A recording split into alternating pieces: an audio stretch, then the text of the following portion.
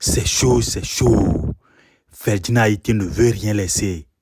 Il a décidé de détruire le régime de Faure Gnassingbé par tous les moyens.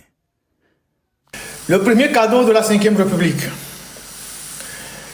De toute façon, il faut qu'on paye pour entretenir le roi. Nous devons... le roi a besoin de moyens. La royauté coûte très cher. Il faut qu'on paye pour entretenir le roi. Et ça court. Ses enfants, ses maîtresses, ses voyages, ses prodigalités, ses besoins. Il faut que nous payions pour entretenir le roi. Et ça fait 60 ans que les Togolais entretiennent la famille royale Gnassingbé. En réalité, les Gnassingbé se comportent comme les rois du Togo depuis 60 ans. Il n'y a pas à contester ça. Ils se comportent comme une dynastie que nous devons entretenir. Nous ne sommes pas des citoyens à leurs yeux, nous sommes juste des sujets. Et un sujet, c'est quelqu'un à qui on ne rend pas compte. C'est quelqu'un à qui on ne doit rien. C'est quelqu'un qui doit obéir, qui doit se taire, qui doit exécuter. Mais un citoyen, c'est quelqu'un à qui on rend compte. C'est quelqu'un qui a le pouvoir de demander les comptes aux dirigeants, d'obliger les dirigeants au principe de la redevabilité, la reddition des comptes. Mais comme sous l'ère des Gnassingbé, au Gnassingbé Land, et aujourd'hui à Fort Copé, ou bien Fort Land, ou bien Fort Copé, on ne nous doit rien. Nous n'avons le droit de demander rien du tout. On décide et on s'exécute.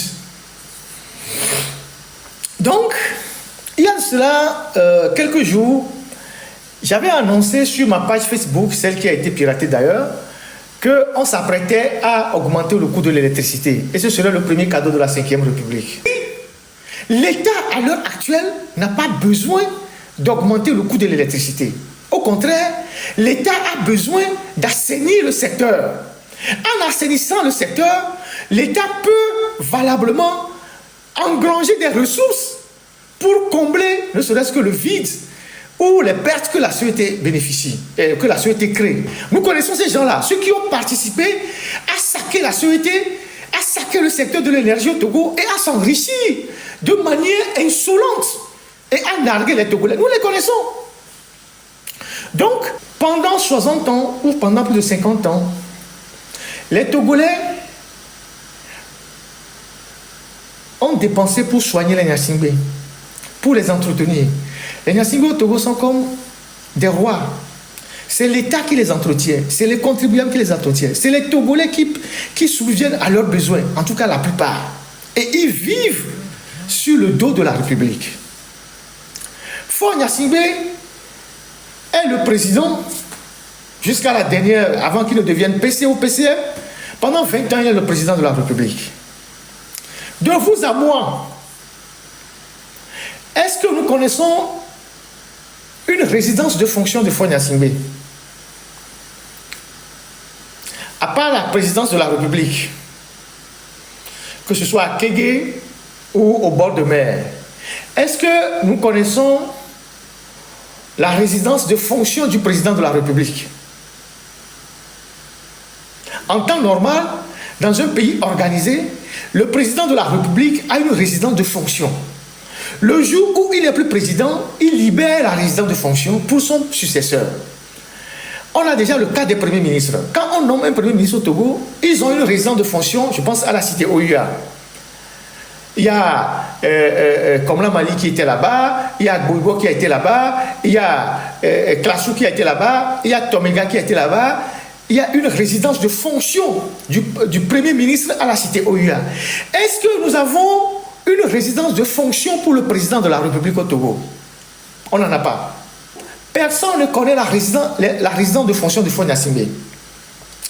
Il a sa maison à la résidence de la Caisse. Quand il est devenu président, il a agrandi sa maison en achetant les voisins. C'était pour des raisons de sécurité, d'accord? Donc, c'est sa résidence principale. Après, il a aménagé la résidence de son père, Lomé II, qu'il a incorporé dans les biens que l'État doit entretenir. C'était la résidence de son père.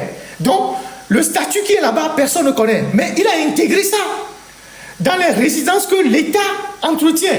Parce que toutes les factures de l'eau, de l'électricité, tout ce qu'on dépense à Lomé 2 là-bas, c'est pris en charge par l'État. Donc, nous, les contribuables. Ça fait deuxième résidence. Nous allons prendre les résidences de Fort une à une pour que nous faisons le calcul de ce qu'il coûte à l'État en tant que président.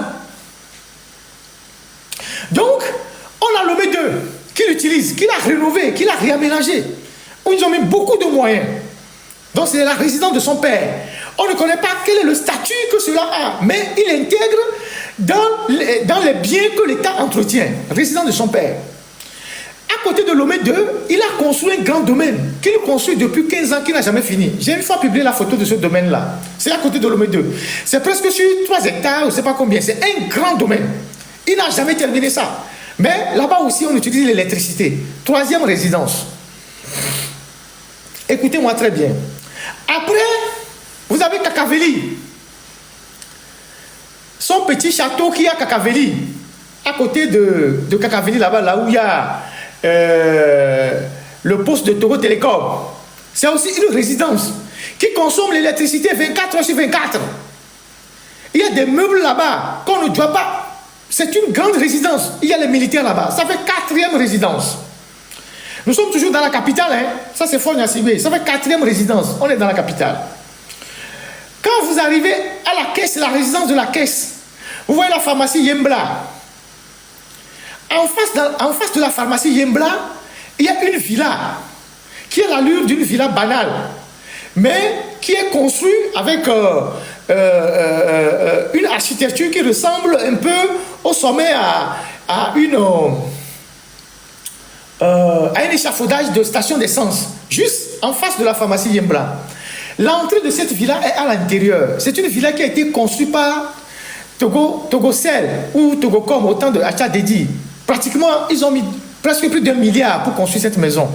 C'est une maison qu'ils ont achetée chez un particulier, 2 maisons, ils ont cassé, ils ont construit, ils ont mis des souterrains.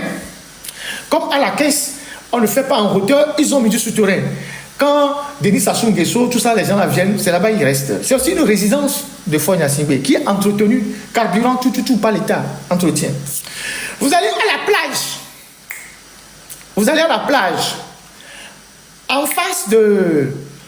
juste avant Onomo, après le restaurant chinois, avant Onomo, sur la ligne là-bas, avant Onomo, avant le début de la clôture du ministère de la Sécurité, il y a une résidence qui est là-bas, qui est une ancienne résidence de l'OTP. Une ancienne résidence de l'OTP qui est devenue une propriété de Fort Gnassingbé. Je ne sais pas par quelle alchimie. Elle s'ouvre sur la voie, mais c'est une résidence assez discrète. Avant, il logeait des amis là-bas, il recevait les gens là-bas. Là aussi, il y a l'électricité qui tourne 24 heures sur 24. D'accord? Bon. Il y a plein d'autres villas qui sont à la caisse, qui sont à la cité du Millénium. Parfois, c'est des villas qui sont affectées aux étrangers qui viennent, aux marabouts, aux journalistes qui font du travail, à certains journalistes qu'on utilise pour traquer les gens sur les réseaux sociaux, c'est pas aux individus qui font dans la cybersécurité, les Israéliens. Il y a plein de villas comme ça qui sont à la caisse. Et il y a certaines villas même, s'il y a des lieux de détention, c'est à la caisse. On utilise l'électricité. Personne, on ne sait pas qui paye. On continue. Donc, quand on quitte Lomé comme ça, on va à Agou. On va à Agou. À Agou, sur le flanc de la colline, vous avez une magnifique résidence de Fort Gnassingbé qui trône sur la montagne de cette préfecture-là, la préfecture elle-même est dans un ancien immeuble allemand ou français. Il n'y a aucune infrastructure, mais il a une grande résidence là-bas qui est desservie par 3 voies ou 4 voies. Elle est alimentée tous les jours en électricité. Qui paie la facture? Point d'interrogation. 24 heures sur 24. Elle est alimentée à Takpamé, derrière la direction de la Sotoko. Il fut un moment où on a conçu une résidence là-bas. Je ne sais pas si c'est totalement à lui ou bien il y a une résidence là-bas qui a été construite. Quel est le statut de la résidence? Personne ne sait. Vous quittez là-bas, vous arrivez à Esmono et Lavagnon. Esmono et Lavagnon, l'ancienne résidence de Adema, qui était construite à côté de sa ferme, qu'il a rénovée à coût de centaines de millions. C'était budgétisé dans la loi des finances, le budget de la présidence. Quand vous prenez le budget de la présidence, vous avez les détails de toutes ces résidences qui sont entretenues par la présidence, qui sont des résidences dont on ne connaît pas les statuts. Est-ce que c'est des résidences privées du Fonds Gnassingbé? Est-ce que c'est des résidences de son père? Est-ce que c'est des résidences de je ne sais qui? Si ce sont des résidences de son père n'est plus vivant. Pourquoi nous continuons pas à payer leur entretien? Si ce sont ces résidences à lui, il en a besoin de combien? Pourquoi nous continuons pas à entretenir tout ça? Donc, à Elavagnon là-bas, un grand domaine, entretenu 24 heures sur 24, courant, électricité, l'eau, tout. Internet, c'est à la charge de qui? Point d'interrogation. Vous continuez, vous arrivez à Kara. L'ancien château de Yadema, à Pia, il utilise. En face, il a construit une autre résidence. Sur la route de Kouméa, il a construit un grand domaine, entretenu. À Défalé, il a construit. Sur la montagne, à Défalé. Sokoré, je ne sais pas, j'ai déjà parlé de Blita. Oui, Blita, il a construit un grand domaine à Blita. Là aussi, l'électricité, 24 heures sur 24. Comment l'appelle-t-on? À Kara. J'ai noté les 3 endroits à Kara. Le château de son père, la résidence qu'il a construite en face, sur la route de Kouméa. Il a été une résidence. J'ai appris que il y a une autre résidence que la dame de la caisse aurait construite aussi pour lui, à Défalé, sur les montagnes de Défalé. Il a construit un chalet là-bas. Vous savez ce qu'on appelle un chalet? Il a construit un chalet dans la montagne là-bas. À Dapan, il en a construit. Alors, j'ai posé tout à l'heure la problématique de la résidence de fonction du président. Je ne suis pas contre que M. Faure Gnassingbé, s'il a de l'argent, qu'il construise 1000 maisons. C'est à lui. Il a le droit de construire 20 000, 30 000, 50 000 maisons s'il a l'argent. Mais de ces 20 maisons-là, combien l'État prend en charge en termes de besoins? De ces 20 maisons, ces 30 maisons, ces 40 maisons, ces 10 maisons, combien de maisons l'État va prendre en charge en termes d'entretien? C'est là le problème. Et ça rejoint la problématique de la déclaration des biens. Parce que, supposons que Faure Gnassingbé perd le pouvoir demain. Il perd le pouvoir demain. Voilà qu'il a construit 13 maisons ou 14 maisons sur l'ensemble du territoire. Si celui qui le remplace, disons par exemple, je ne sais pas, un opposant, si l'opposant aussi doit construire 13 maisons en 10 ans, pour lui seul, l'autre qui vient construire 20 maisons en 10 ans, à quoi va ressembler la République? Donc, nous devons ouvrir le débat sur... Nous devons ouvrir le débat sur ce que nous coûte Faure Gnassingbé en termes d'entretien. C'est vrai, c'est lui le président de la République. En temps normal, il doit payer les impôts, comme tout citoyen. Mais nous devons ouvrir le débat sur ce que nous coûte Faure Gnassingbé en termes de dépenses sur le dos de l'État.